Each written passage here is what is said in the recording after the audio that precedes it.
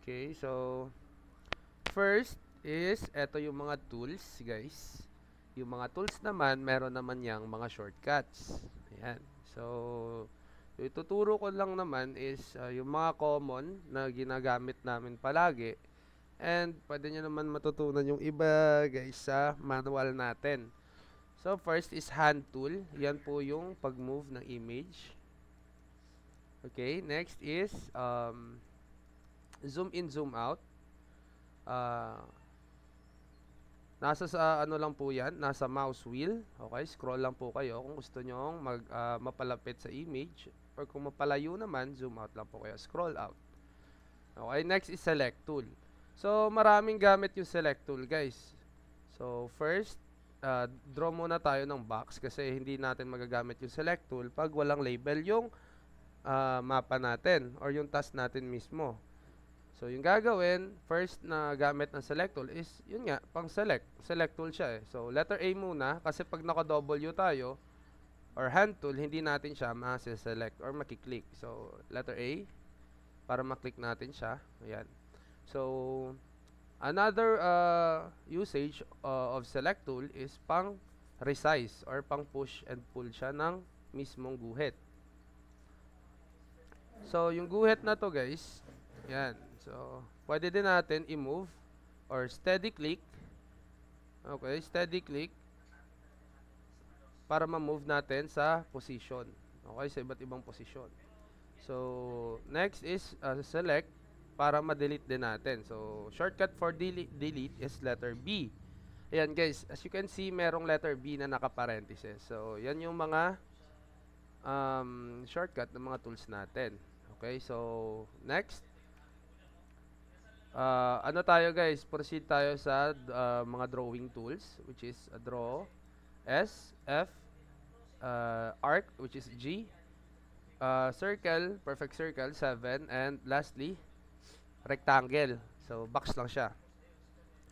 So, dito guys, una is letter S, okay? Personally, hindi siya advisable for me kasi as you can see, ang pangit ng label. Okay, merong mga tabingi-tabingi kung S yung gagamitin natin. And medyo matagal gawin kasi susundan nyo yung gilid. So, kahit sundan nyo pa yan guys, tabingi lang naman siya, hindi naman yan acceptable. Napakapangit yung paggagawa. So, this one is not advisable to use. So, in some cases, yes, but mostly not.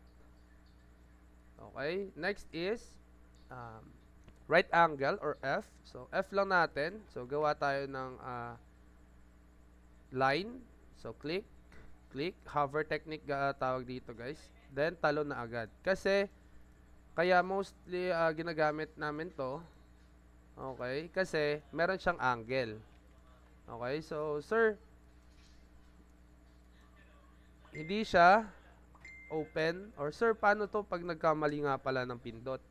Backspace lang po. Nasa ilalim po ng F11 ninyo at F12. Backspace. To cancel, point. Okay. Then mamaya, tuturuan ko kayo ng iba't ibang way paano mag-label. After ko ma-explain yung mga basic tools. Then, always click dito.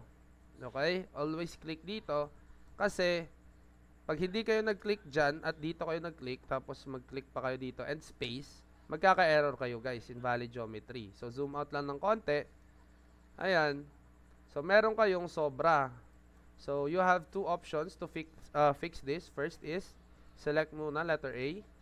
Click sa loob. Then, tutok ng pointer natin. Then, press 2. Or, you can just simply push and pull.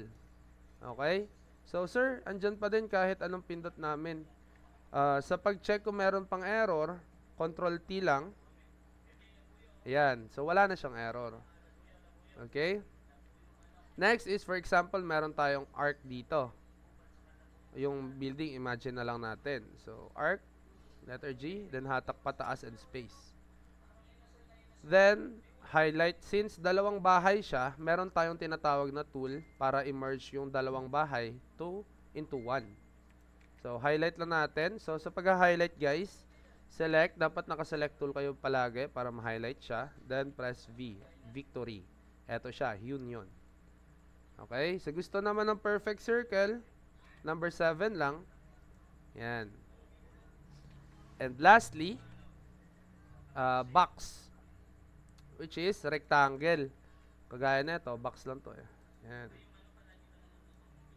Okay? So, napakadali lang guys. Tapos, ano pa? Sir, what if na-delete ko yung bahay ko tapos hindi intentional? Tama naman yun eh. So, undo, and we also have the redo. Okay? Control Z, and Control Y lang po yan. So, next is, ano pa? Editing tool. So, tuturuan ko muna kayo guys paano mag-label in 3 ways. Okay? So, first, basic labeling is letter F or hover technique. After nyo magawa ng long straight line, pwede na kayong tumalon. Okay? Talon, talon, talon. Click sa first point na green, then space. Okay? Next. Okay? Yan. Box muna natin. Then, we have a pointing system. Tinatawag natin itong pointing system kasi naglalagay tayo ng point. So, sa pagdadagdag ng point, select muna natin ito yung building gamit letter A. Sa pagdadagdag ng point is number 1. Number 1. Number 1, number 1. So, and simply, we can click steady, tapos drag na lang pataas, steady click na lang, padrag na lang sa baba. And, we have the result. Same result, guys, but different process. And last technique is editing. So, we also have editing tool, which is repair line Z and repair line X. So, ano yung usage nito? Parang S lang to, tsaka F, guys. So, parang S and F lang to. So, yung usage nito for yung letter Z, paslant siya. Kasi free line drawing siya. Next is X, para naman to sa right angle. Yan. And tapos na. Ganyan lang kabilis mag-map or mag-label. Tapos, mamaya, baka may maanuhan kayo, yung task number 14 yata yun, yung multi-layer. Guys, sa pag-multi-layer, napakadali lang ng logic dyan. So, sir, paano ba mag-3D? I-label nyo muna yung pinaka-top layer. Okay? So, tapos, i-drag nyo siya. Okay, sir, paano mag-drag? Or paano lumabas yung 3D? Yung 3D, guys, nilalagay lang yan kung may wall yung bahay. Okay, so steady, click, steady control, tapos steady click and drag yung mismong gitna ng bahay. Okay, merong lalabas dyan. Ulitin ko, long press yung control sa keyboard, then long press din yung click ninyo. Tapos drag na lang pababa. Okay, next is paano gumamit ng H. Okay, trace tool kasi magdadagdag tayo for its second layer. Okay, H. Yan. Then, yan, group na. Meron na kayong multi-layer building. Napakadali. So, try natin to. I-multi din natin to, guys. Napakadali lang na ito. So, pero hindi siya multi-layer sa totoong task. Pero training lang to, guys. Demo ko lang sa inyo. Baka may madaanan nyo yung multi-layer buildings, ha? Yan. Ganyan lang. So, H, kasi kung dito kayo sa pinakababa or baseline, yung green dash line na yan, pag dito kayo nag-H, wala yung 3D. Okay? Wala yung wall. So, dapat, always kayo dito, kung saan yung part na dadagdagan ninyo, dun kayo maglalagay. So, dito, so, H, click, ayan, automatic na yan, talon na agad. F, yan. Then, group nyo na. Okay, ganyan lang. Then, for example, na-label nyo na to lahat, guys. Yung lahat ng bahay na to. Yan. Okay, pag na-label nyo na lahat to, guys, eto lang yung answer neto eh. Pag na-label nyo yan lahat, pag submit naman is Control A. Okay? So, kung natapos nyo to, just submit the task or click yes. So, pag hindi naman, no.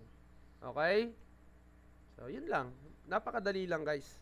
Good luck na lang sa inyong examination. So, don't hesitate to ask if you have doubts. Okay?